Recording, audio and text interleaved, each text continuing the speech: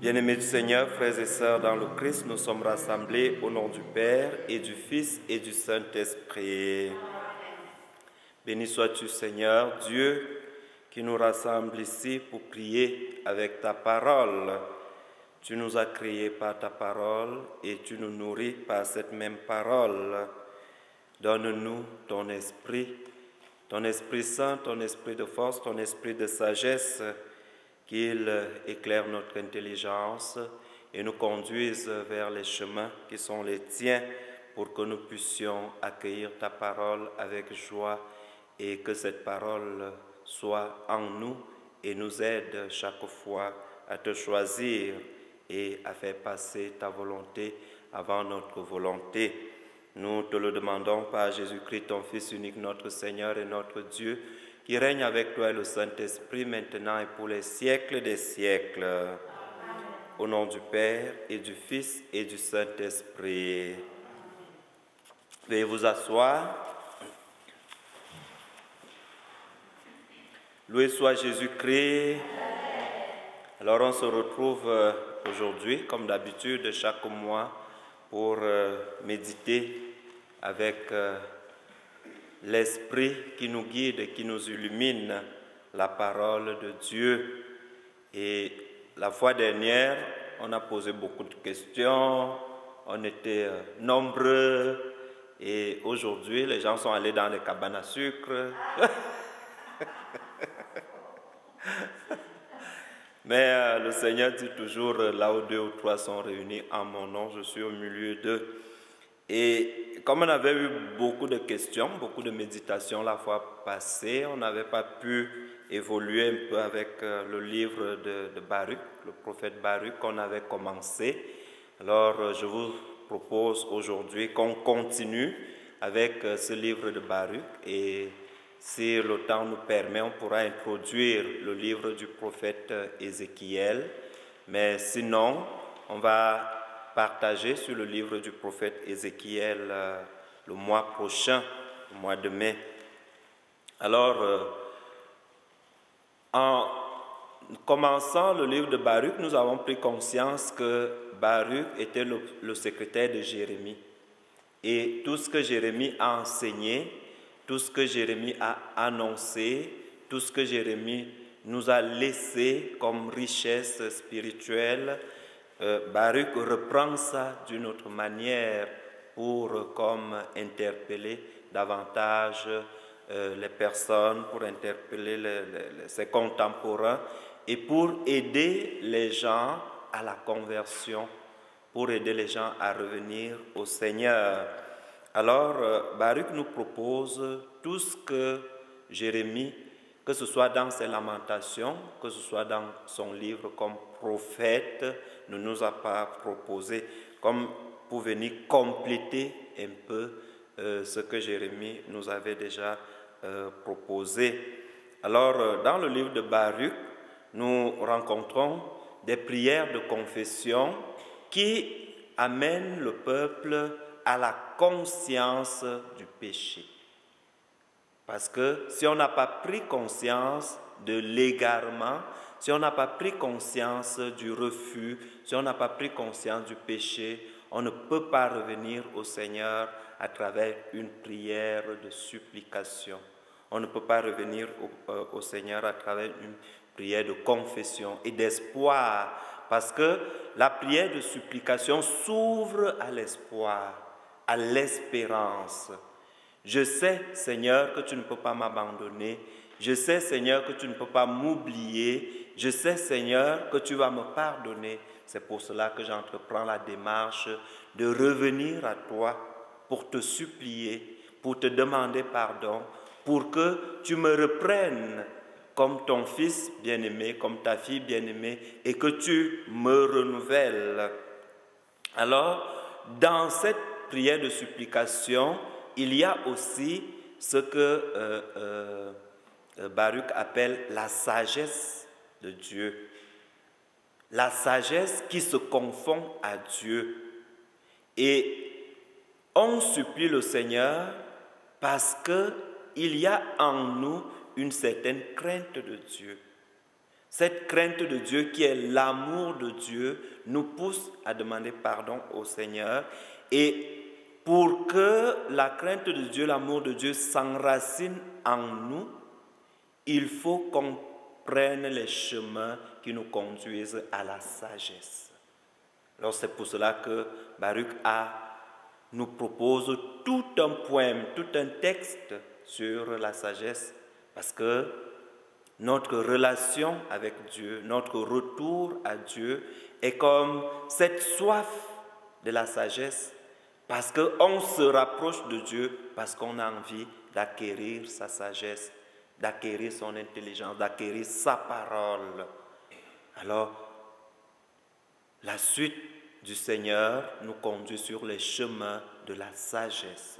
Plus on s'attache au Seigneur, plus on devient sage dans le sens de Dieu, pas dans le sens du monde, parce que la sagesse de Dieu s'enracine dans l'ouverture à Dieu, dans l'écoute de Dieu, dans l'amour de Dieu, et cette ouverture, cette écoute qui a des répercussions auprès du prochain, parce qu'on ne peut pas aimer Dieu sans tenir compte du prochain. Alors, la sagesse est identifiée par Baruch comme la loi. Il y a d'abord une loi, la loi de Dieu qui est différente de la loi des hommes. Et c'est cette loi de Dieu qui est donc inscrite à l'intérieur de nous, qui est inscrite en nous et qui nous rappelle chaque fois que nous venons de Dieu et nous retournons vers Dieu. Et nous avons vu en étudiant le livre de Jérémie comment cette loi est inscrite en nous dans la religion du cœur. Quand le Seigneur prend la parole pour dire « Maintenant, moi-même, je vais inscrire ma loi dans les cœurs. » Pourquoi? Parce que la première loi qui a été dictée à Moïse était écrite sur des pierres, était écrite sur des tablettes. Et le Seigneur dit non, il n'est plus question d'inscrire la loi sur les pierres, sur les tablettes. Il est maintenant possible, avec la nouvelle alliance, d'inscrire la loi dans les cœurs. Et je vous disais que si nous voulons effectivement que la loi du Seigneur s'enracine dans nos cœurs, nous devons transformer nos cœurs de pierre en cœurs de chair. Parce que si le Seigneur dit « Je n'écris plus la loi sur les pierres », alors il veut que notre cœur devienne un cœur qui accueille, un cœur de chair qui s'ouvre et qui est capable d'accueillir la loi qui nous vient de Dieu. Et on avait dit que Baruch signifie étymologiquement que Dieu est béni, Yahvé est béni, ou que Dieu soit béni, que Dieu soit béni. Dieu est béni, que Dieu soit béni. Alors, le nom seul du prophète déjà exalte le Seigneur, exalte Dieu. Et je me rappelle vous avoir déjà dit, le nom, notre nom parfois est aussi une mission.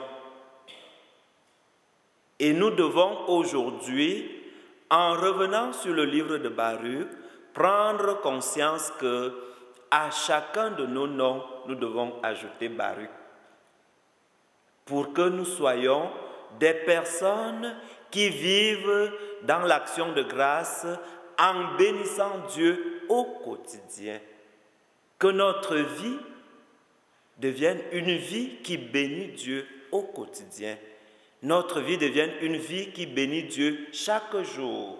Je bénis Dieu, je bénis le Seigneur. Que le Seigneur soit béni, que le Seigneur soit loué. Alors le livre nous introduit dans les communautés de la dispersion et nous montre comment la vie religieuse en général y a été maintenue par les rapports avec Jérusalem, avec le temple, parce qu'il y a des choses dans la mentalité juive qui demeurent et qui leur donnent accès à cet épanouissement dans la relation avec Dieu. Il y a Jérusalem, il y a le temple, il y a la loi. Alors, toutes ces choses-là qui viennent comme aider le juif à rester connecté. Alors, si on actualise ça dans notre cas, notre Jérusalem, c'est quoi? Notre Jérusalem, c'est le ciel. C'est notre ville. Nous sommes tous tournés vers le ciel. Nous sommes tous tournés vers Dieu. C'est pour cela qu'on va parler de Jérusalem céleste. Alors, tout ce que nous vivons, tout ce que nous faisons, tout ce que nous posons comme geste, comme acte, doit nous conduire vers notre nouvelle Jérusalem, vers notre Jérusalem céleste. Et la loi, c'est la loi d'amour, la loi qui nous vient de Dieu, la loi divine. Et notre temple, c'est quoi? C'est notre cœur, c'est notre corps, c'est notre vie. Et lorsqu'on dit, il ne faut pas avoir peur des temples matériels, parce que tant que Dieu vit en nous, il vit dans le monde, il vit dans l'Église, parce que Dieu n'est pas seulement dans les temples physiques, dans les églises, les cathédrales, les sanctuaires, mais il est aussi en nous. Et nous sommes déjà un temple de Dieu. Nous sommes déjà un sanctuaire et Dieu nous habite, il vit en nous. Alors, dans les parties du livre que Baruch nous propose, la première partie nous parle effectivement de la prière de pénitence et de confession que je viens d'évoquer. Et la deuxième partie nous parle de la méditation sur la sagesse, l'éloge de la sagesse qui vient de Dieu. Et la troisième partie nous parle de la consolation. Dieu qui vient nous consoler. Dieu qui vient consoler son peuple face à toutes ces souffrances. Alors voilà ce qu'on peut résumer, qu'on peut garder comme essentiel pour le livre de Baruch. Alors on avait commencé à lire certains textes. On avait lu le texte de Baruch 2, 11 à 23. Alors on avait commencé à lire ce texte qui est aussi pour nous une prière qui nous aide effectivement à nous tourner vers Dieu pour lui demander pardon pour nos péchés. Et cela arrive effectivement lorsque nous sommes dans l'exil, lorsque nous sommes plongés dans notre exil. Alors, ceux qui n'ont pas le texte, je peux lire et vous allez écouter. Et maintenant, Seigneur Dieu d'Israël, toi qui tiras ton peuple du pays d'Égypte à main forte, par signes et miracles, par grande puissance et bras étendus, te faisant de la sorte un nom comme il en est aujourd'hui. Nous avons péché, nous avons été impies, nous avons été injustes, Seigneur notre Dieu, pour tous tes préceptes.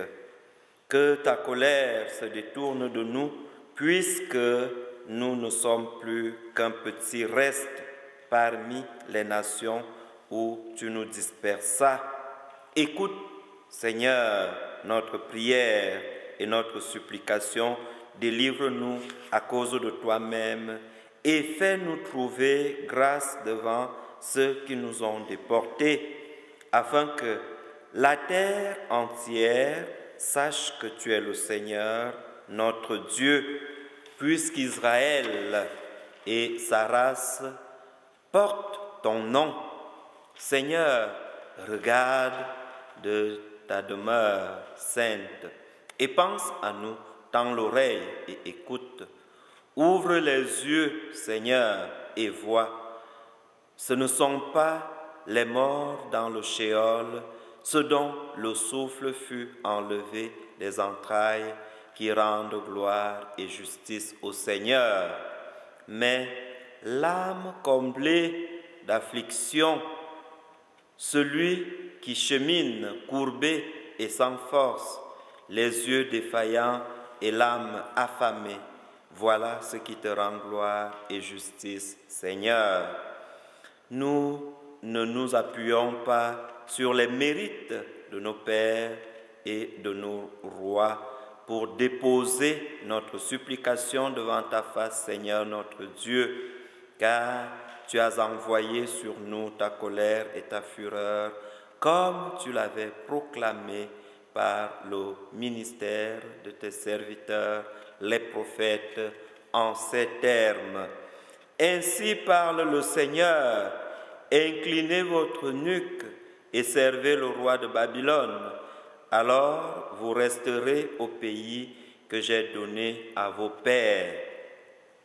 Mais si vous n'écoutez pas l'invitation du Seigneur à servir le roi de Babylone, je ferai cesser aux villes de Juda et à Jérusalem le chant de joie et le chant d'allégresse, le chant du fiancé et le chant de la fiancée, et tout le pays deviendra une désolation sans habitation. Parole du Seigneur. Alors voilà le premier texte qu'on avait commencé le mois passé et qui nous plonge vraiment au cœur de la prière de supplication et qui peut aussi nous aider même dans nos prières de supplication. Alors, le peuple invite Dieu d'abord à l'écoute. Écoute Seigneur, écoute-nous, ouvre ton cœur, ouvre ton oreille. Et le peuple fait une certaine confession. Nous nous sommes égarés, nous avons été durs, nous avons fermé nos cœurs et nos oreilles, mais Seigneur, prends pitié. Prends pitié parce que le péché conduit à la mort. Et si nous sommes morts, les morts ne peuvent pas te rendre grâce. Les morts ne peuvent pas te louer. Viens donc nous sortir de nos exils, notre exil spirituel. Et aujourd'hui encore, on peut vivre l'exil. Être en exil aujourd'hui, c'est quoi? Être en exil aujourd'hui, c'est être loin de Dieu. C'est se retirer. C'est tourner le dos à Dieu. Alors, on peut être là de corps, mais pas d'esprit, pas d'âme, pas de cœur. On est en exil. On rêve. Chaque fois qu'on rêve face à Dieu, on est plongé dans l'exil. Alors, nos exils aujourd'hui, on peut aussi faire un examen de conscience et dire, Seigneur, parfois, je m'en vais en exil de moi-même, je me retire, je t'oublie, je t'abandonne, je te refuse, je te tourne le dos. Alors, je vais revenir aujourd'hui pour être présent, pour être présente et pour t'écouter. Et face à l'épreuve, la prière du peuple nous apprend que nous devons nous tourner vers Dieu pour le supplier, pour le prier. Alors je ne sais pas, en réécoutant ce texte, est-ce qu'il y a personnellement une parole qui vous touche, une parole qui vous interpelle, une parole qui vous bouscule, un partage, une expérience, quelque chose que vous voulez partager? C'est ça le roi de Babylone, ce n'est pas le meilleur roi, mais le Seigneur nous demande de l'écouter quand même. Au départ, on sait que tout pouvoir vient de Dieu. Et lorsqu'on a, dans l'Ancien Testament, regardé la vie des rois, la vie des autorités, des prophètes, on voyait toujours que c'est le Seigneur qui allait choisir. C'est le Seigneur qui allait chercher le roi. Et il lui donnait tous les moyens pour gouverner le peuple. Mais les rois, parfois, abandonnaient les chemins du Seigneur pour suivre d'autres chemins. Et alors, en ce qui concerne le roi de Babylone et qui concerne l'autorité, comme vous dites exactement, on doit écouter l'autorité. On doit obéir à l'autorité.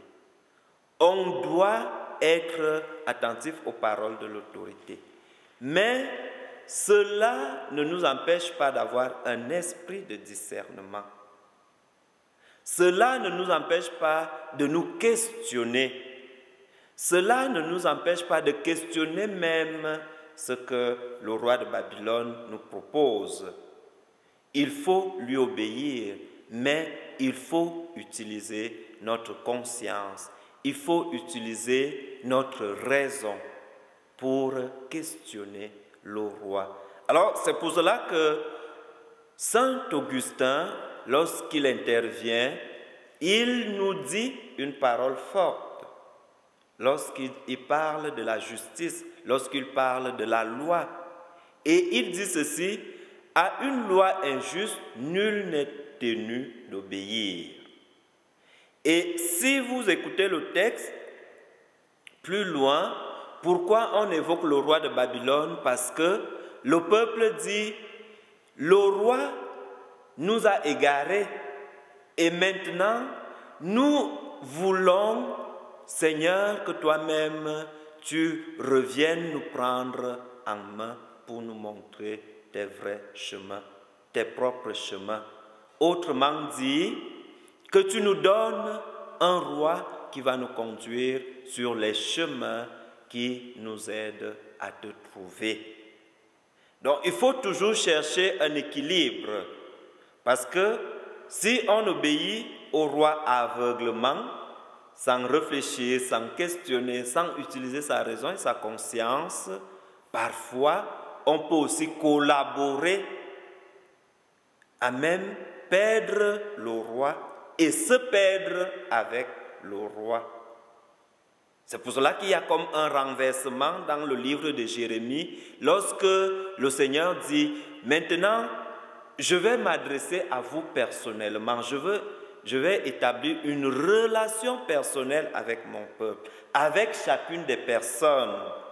Cela ne veut pas dire que le Seigneur bannit la royauté ou les prophètes ou les intermédiaires, mais il nous dit, au-delà de ce que le roi de Babylone va nous dire, il faut qu'on écoute aussi et dire, Seigneur, donne-moi un esprit de discernement pour savoir qu'est-ce qui vient de toi que le roi nous dit et qu'est-ce qui ne vient pas de toi que le roi nous dit, et savoir faire un choix à ce niveau-là.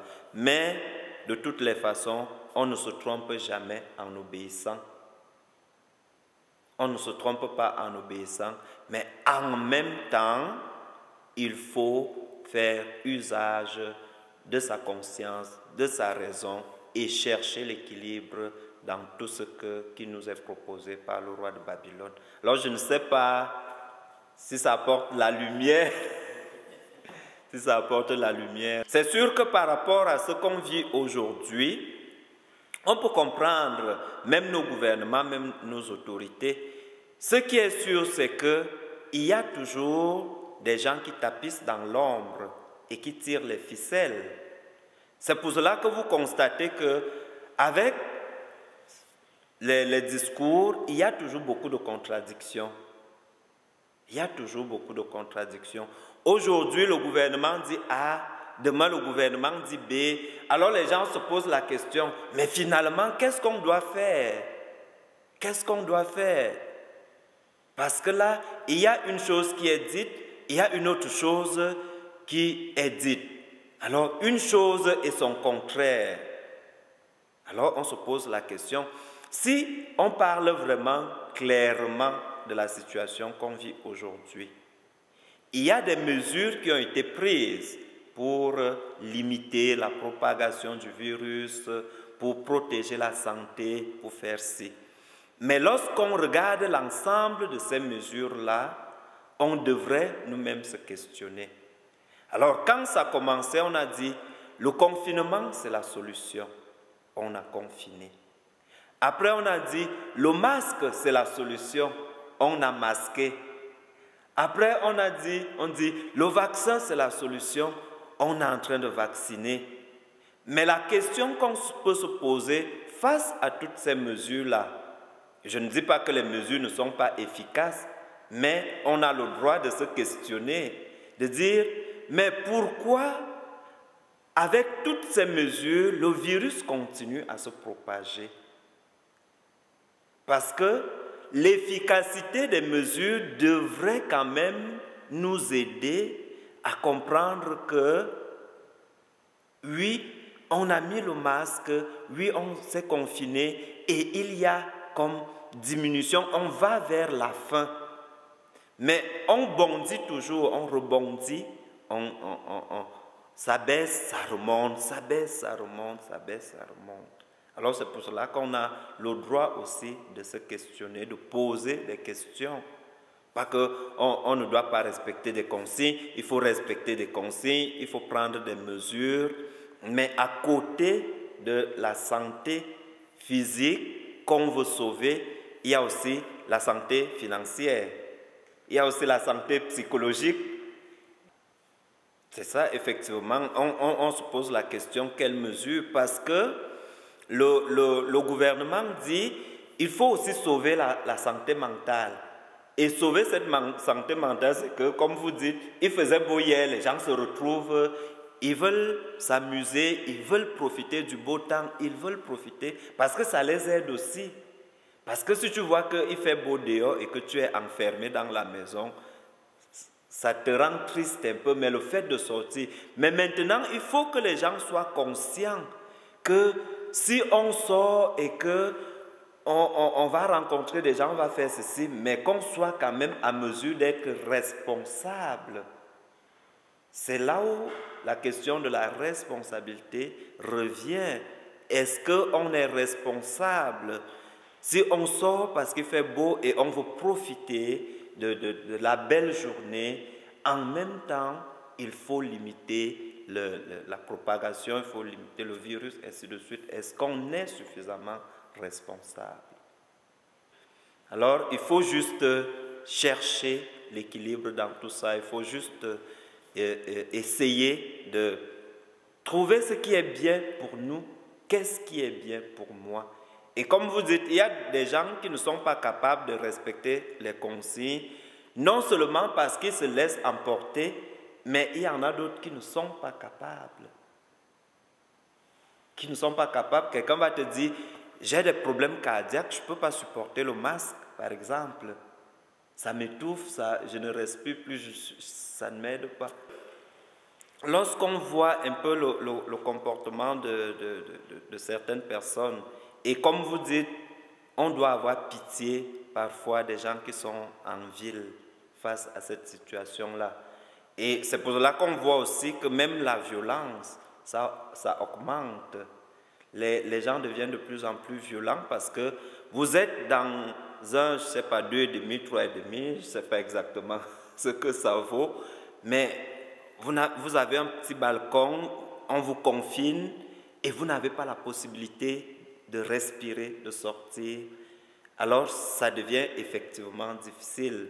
Nous ici, comme vous dites, on est vraiment bénis parce que c'est vaste, tu vas aller marcher dans la nature seul, tu vas profiter du beau temps, ainsi de suite, tu es tranquille. Mais ces gens-là, effectivement, et comme Madame Aline dit aussi, les gens refusent Dieu. Les gens ne veulent plus entendre parler de Dieu. Alors quand les gens disent par exemple que l'église n'est pas essentielle, la messe n'est pas essentielle, la prière n'est pas essentielle, c'est faux. Parce que c'est même ce qu'on doit faire pendant les temps de crise, pendant des moments de crise. C'est en ce moment-là qu'on doit effectivement intensifier la prière, supplier le Seigneur. Et interpeller aussi, c'est ce que l'Église fait, c'est ce que la parole de Dieu fait pour dire aux gens, revenez au Seigneur. Revenez au Seigneur parce que, voilà, c'est un signe des temps qui nous interpelle. Si nos gouvernements se convertissent, c'est sûr qu'il y a quelque chose qui va changer. parce qu'ils vont aussi encourager le peuple. Et c'est vraiment encourageant, comme vous dites, si vous voyez le roi de Babylone aller à la messe le dimanche pour supplier le Seigneur pour la fin de la pandémie, de l'épidémie, c'est sûr que ça va encourager, parce que on les filme quand ils vont prendre du vaccin, mais imaginez, on filme le Premier ministre en train d'aller à l'église. Ça va encourager les gens à aller à l'église, à prier. Oui, c'est très pertinent, être témoin dans la société où nous vivons, être témoin de l'amour, pour que les gens comprennent qu'il y a une certaine coïncidence, une certaine cohérence entre ce que nous vivons, ce que nous disons et les actes que nous posons au quotidien, que nos actes soient effectivement amour, pour que les gens puissent nous poser la question, mais tu es chrétien, tu es chrétienne, tu fais comme les chrétiens. Alors c'est vraiment important.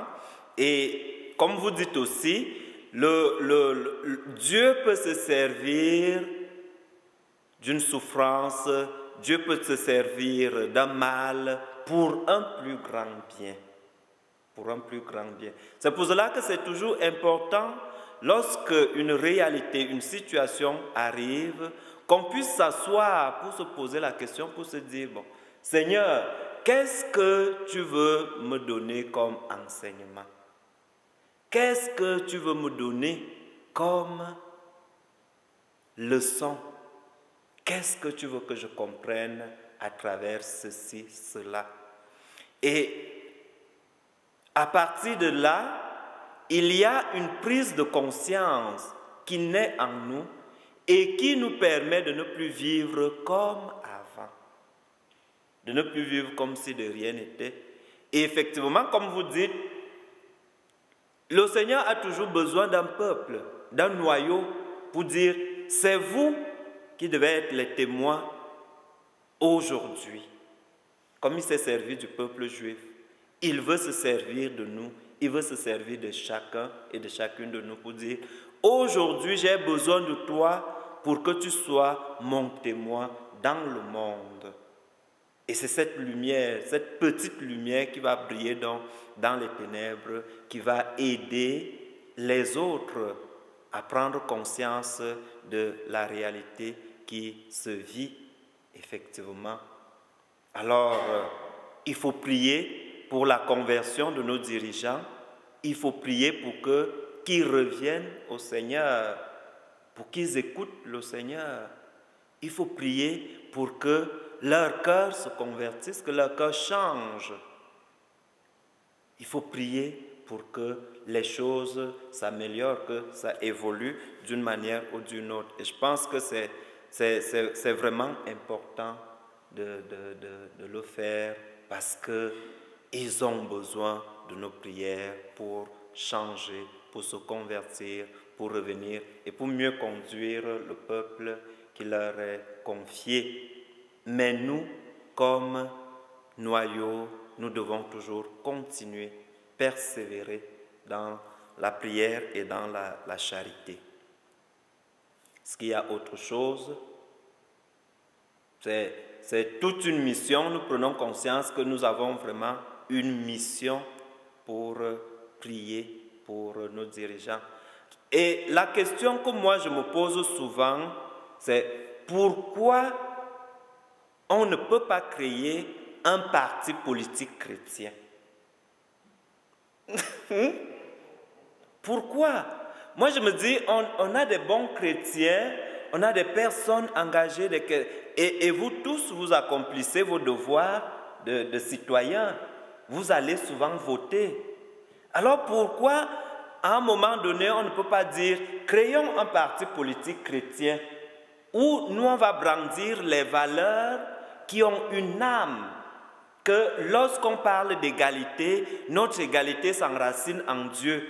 Lorsqu'on parle de justice, notre justice s'enracine en Dieu. Lorsqu'on parle de santé pour tous, notre santé s'enracine en Dieu. Et de savoir que Dieu ne peut pas nous rendre malades, parce que le Seigneur est venu nous guérir. Et Jésus, sans avoir de diplôme de médecin ou de docteur, il nous guérit. Il nous guérit. Alors pourquoi ne pas créer un parti politique chrétien? Mais c'est pour cela que je dis, peut-être il a voulu le faire comme représentant, mais il faut qu'on ait un bon groupe, qu'on soit un bon groupe, qu'on ne cherche pas à le faire seul. Si on dit par exemple qu'au Canada, on est, je ne sais pas, nous sommes peut-être 17 millions de population. Et dans ces 17 millions, il y a 2 millions de chrétiens. Et que ces 2 millions de chrétiens se mettent ensemble pour dire « notre parti va travailler et arriver au pouvoir ». Je pense qu'on peut réussir lorsqu'on est ensemble. Et on sensibilise les gens pour dire « nous, on ne veut pas arriver au pouvoir pour exploiter, pour escroquer, pour faire ci, mais pour redonner à la personne humaine toute sa dignité. » Pour redonner. Parce que je vois le nombre de chrétiens, on est quand même nombreux. Et lorsqu'on compte dans le monde, on est plus d'1 milliard de chrétiens. Ça veut dire qu'on est un bon groupe, on est solide. Mais maintenant, si on se met ensemble et on dit, on va changer les choses, parce qu'on va prendre nos 2 millions, les autres 14 millions ou 12 millions, ils vont se partager les autres partis politiques, ils vont se diviser, ça va faire plusieurs partis politiques, mais nous, on va faire un bloc. Oui, c'est vrai ce que vous dites, parce que ça prend vraiment quelqu'un de charismatique. Ça prend quelqu'un qui est proche du peuple. Ça prend quelqu'un qui peut séduire les gens, qui est capable, par sa parole, par ses gestes, par ses actions, de dire aux gens, le Notre Père, là, ça ne fait de mal à personne. La foi, là, ça ne fait de mal à personne. Et qu'on a besoin de ça pour notre équilibre. On a besoin de ça. Et les présidents qui prêtent serment là, ils prêtent serment sur quoi? On dit sur la Bible. Mais pour eux, la Bible, c'est quoi? Parce que s'ils prêtent serment sur la Bible, ça veut dire qu'ils sont quand même conscients qu'il y a un qui est plus fort, qui est au-dessus, qui est plus grand. Et que la Bible, c'est la parole de Dieu. Je n'ai pas encore vérifié exactement quel genre de Bible qu'ils utilisent, mais ils nous disent, ils prêtent serment sur la Bible. Alors, si ils sont capables de prêter serment sur la Bible, ils sont aussi capables, comme vous dites, de dire à notre Père, avant une séance de travail à l'Assemblée nationale, ou je ne sais pas, une rencontre, mais pourquoi pas? Pourquoi pas? Parce que la religion, la foi, c'est l'âme de la société. Parce que ça nous nourrit, ça nourrit notre dimension spirituelle. En tout cas, réfléchissons à ça et puis, comme on a déjà un leader, peut-être il nous faut un deuxième leader pour que les choses avancent. Mais je pense qu'il faut qu'on prie pour ça parce que rien n'est impossible à Dieu. C'est sûr que quand le temps de Dieu va arriver, les choses, effectivement, pourront aussi changer d'une manière ou d'une autre. Voilà, alors on va prendre le dernier texte. On va laisser le texte sur la sagesse. On va prendre le texte sur la consolation. Baruch, chapitre 4, versets 5 à 16.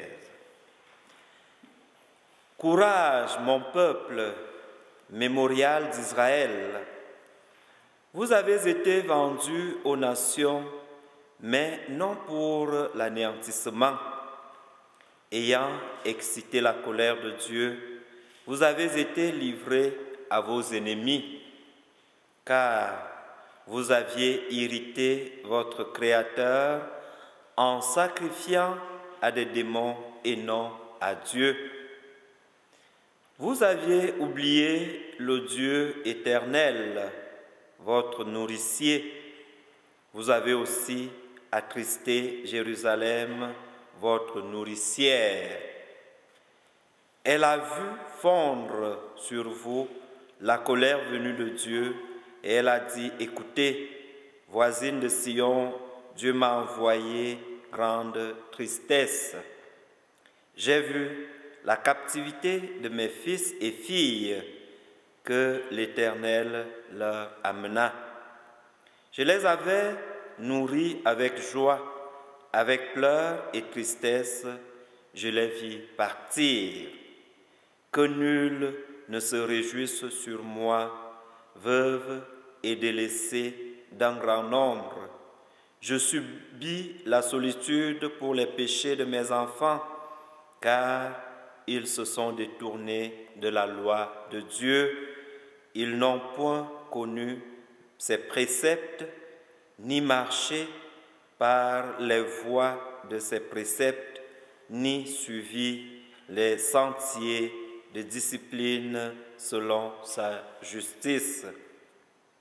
Qu'elles arrivent, les voisines de Sion, rappelez-vous la captivité de mes fils et filles que l'Éternel leur amena.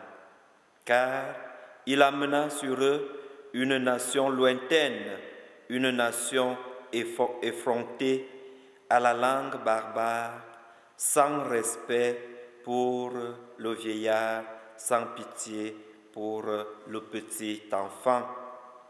On amena les fils chéris de la veuve, on la laissa toute seule, privée de ses filles. Parole du Seigneur. Grâce à Dieu. Alors, le texte commence par dire courage. Courage parce que vous avez souffert, vous avez été exilés, vous vous êtes éloignés de Dieu, vous avez subi la colère, vous avez été livrés à vos ennemis, mais maintenant, il faut que ça change. Courage, mon peuple, je viens vous consoler. Alors le texte fait comme un résumé de tout le mal, de tout ce que le peuple a subi, pour dire, maintenant on va passer à autre chose. On va passer à une nouveauté. On va passer au changement.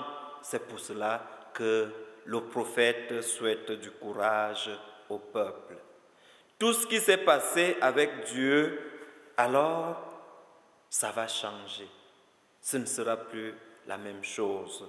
Il suffit juste de se tourner vers Dieu, de revenir à Dieu pour faire de lui à nouveau notre nourricier, pour qu'il nous reprenne en main pour nous nourrir, pour nous consoler.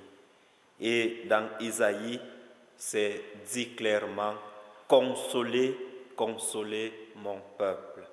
Et effectivement, face à toutes ces souffrances qui sont évoquées ici, lorsqu'on a vécu ça, soit comme famille, soit comme personne, soit comme peuple, effectivement, à un moment donné, on a besoin de consolation. On a besoin de dire, voilà, c'est assez, il faut que je retrouve la paix, il faut que je respire, il faut que je fasse un pas. Alors le Seigneur, comme je le dis souvent, nous accueille toujours, il nous tend les mains, il nous ouvre les portes de son cœur et nous dit, mon fils, ma fille, bienvenue, bienvenue chez ton Père, et organise toujours un festin lorsqu'on fait un retour. Alors, bien-aimés du Seigneur, frères et sœurs, dans le Christ, la question de la rétribution qui est évoquée dans le livre de Job revient ici, parce que on a toujours pensé que la rétribution, c'est que tu pêches, le Seigneur te punit, tu fais ceci, le Seigneur te punit. Alors, le texte nous dit, si vous avez été livrés à vos ennemis, cela n'est pas une punition qui vient de Dieu, mais une conséquence qui vient de votre refus de Dieu. Alors, ce n'est pas Dieu qui nous punit, mais ce sont nos choix. Alors, si on choisit les ténèbres, c'est sûr que les conséquences de vivre dans les ténèbres vont nous faire souffrir. Mais si on choisit de vivre dans la lumière, nous allons aussi profiter de cette lumière que Dieu nous propose et qui nous aide effectivement à voir où est-ce qu'on peut poser nos pas. Et le Seigneur Jésus s'est toujours présenté à nous comme lumière du monde. Et lorsqu'on le choisit, on choisit la lumière. Et pendant le temps de carême, maintenant, nous sommes en train de vivre le temps pascal. Nous prenons davantage conscience que Jésus souffre pour nous. Jésus a souffert pour nous. Et il souffre pourquoi? Parce qu'il ne veut pas nous voir souffrir. Il vient souffrir pour nous parce qu'il ne veut pas nous voir souffrir. Parce qu'il veut nous libérer. Parce qu'il veut nous aider. Parce qu'il veut nous guérir. C'est pour cela qu'il souffre. Et chaque fois que les conséquences de nos refus, les conséquences de nos éloignements nous font souffrir, nous devons toujours nous tourner vers le Seigneur pour lui dire « Seigneur, je regrette, viens à mon secours, viens me consoler, viens me libérer, viens me choisir encore une fois de plus. » Et lorsque le Seigneur nous renouvelle, nous devenons une nouvelle créature qui doit vivre dans la joie. Alors, je ne sais pas s'il y a un mot, une phrase qui vous touche dans ce texte. Oui. Bon, quand Baruch dit « Vous avez sacrifié aux démons au lieu de sacrifier à Dieu », il fait référence à l'idolâtrie. À l'idolâtrie.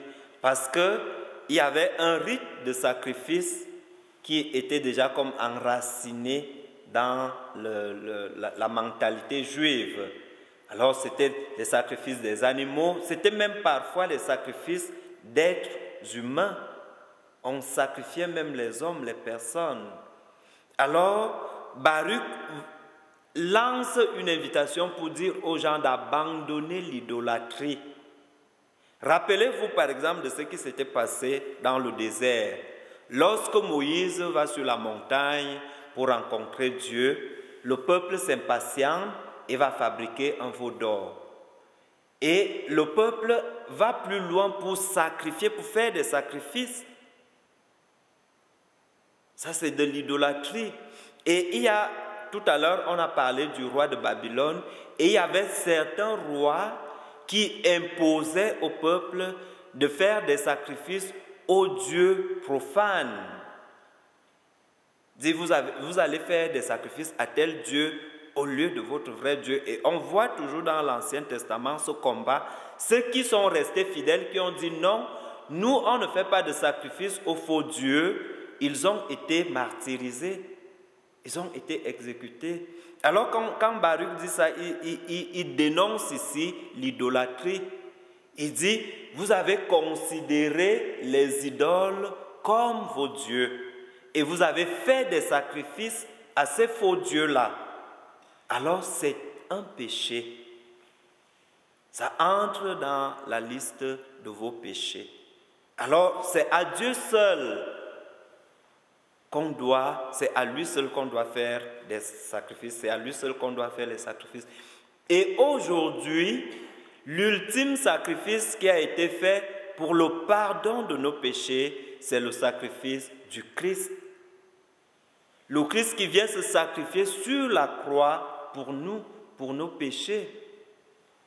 Alors, la lettre aux Hébreux nous dit, les prêtres avant, ils faisaient des sacrifices, mais ces sacrifices-là n'ont pas purifié le peuple dans sa totalité.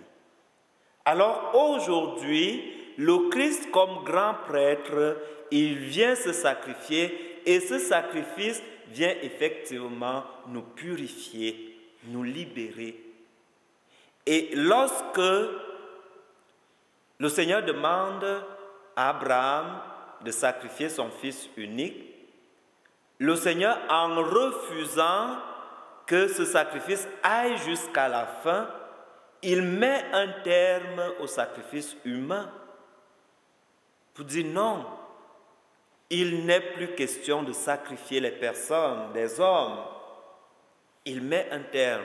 C'est pour cela que le texte d'Abraham, du sacrifice d'Abraham, nous apporte comme une leçon, nous fait grandir, nous fait évoluer. pour dire on ne fait plus de sacrifices, il faut respecter la dignité humaine, il n'est plus question de faire des sacrifices. Alors je ne sais pas si c'est clair, on célèbre par exemple les saints innocents, c'est la question qui revient, les sacrifices qui se font encore aujourd'hui, les enfants qui sont sacrifiés. Là, ça devrait nous interpeller, non seulement comme peuple, mais aussi comme chrétiens, de dire nous avons encore des combats à mener pour sauver ces enfants-là, pour sauver toutes ces vies qui sont en train d'être sacrifiées. Et c'est très important parce que ça fait effectivement un lien avec nos idoles d'aujourd'hui. Et quelqu'un qui va te dire, je m'en vais trouver ma consolation dans la nourriture, par exemple. Je m'en vais trouver ma consolation dans la boisson. Ça veut dire que c'est la boisson, la nourriture qui deviennent leur Dieu. Or, c'est en Dieu qu'on peut trouver la consolation. C'est en Dieu qu'on devrait se réfugier. Alors, effectivement, nous sommes dans un monde matérialiste, nous sommes dans un monde capitaliste, et tout maintenant tourne autour du matériel, du gain, de l'argent, de ce que je possède, de la nourriture. Et tout ce qu'on fait, c'est pour gagner, c'est pour accumuler. Ça aussi, ça devrait nous interpeller. C'est pour cela que, en tant que chrétiens, nous devons continuer à travailler l'esprit de détachement, de libération, se libérer de toutes ces idoles et parfois qui nous font oublier Dieu. Parce qu'on va passer le temps devant la télé, à caresser notre voiture, notre belle voiture, à accumuler de nourriture, à faire ci, à faire ça. Mais on ne peut même pas prendre 1 heure dans l'église pour prier le chapelet, pour adorer, pour... C'est ça. Alors ça nous interpelle. Donc aujourd'hui encore, il y a plein d'idoles. Et j'avais parlé du téléphone pendant le carême. Parmi les idoles aujourd'hui, il y a le téléphone. Lorsqu'on voit combien d'heures les gens passent devant le téléphone, devant les tablettes, et comment ça vient déjà briser les familles. Parce que vous vous retrouvez en famille, mais vous n'avez même pas le temps de vous parler parce que tout le monde a les yeux fixés sur son écran, sur son téléphone. Alors ce sont des questions qui doivent nous interroger et qui doivent nous interpeller pour dire est-ce que nous n'avons pas une mission d'éduquer nos enfants, nos jeunes à un bon usage de toutes ces choses-là, de tous ces faux dieux. On peut les appeler les faux dieux, les idoles, parce qu'en réalité, ça vient nous détourner du vrai Dieu. Donc je pense que c'est une thématique vraiment que Baruch soulève et qui nous touche encore aujourd'hui. C'est pour cela qu'on dit la parole de Dieu ne vieillit pas. La parole de Dieu reste jeune parce qu'elle nous parle et nous interpelle encore aujourd'hui. C'est beau? Bon, alors on va arrêter là et continuer à méditer et prendre conscience de notre mission que le Seigneur nous donne. Au nom du Père et du Fils et du Saint-Esprit. Amen. Merci Seigneur pour ce temps de partage, d'échange, pour ce temps de prière, que ton Esprit continue à nous montrer les chemins qui sont les tiens. Amen. Alléluia. Amen.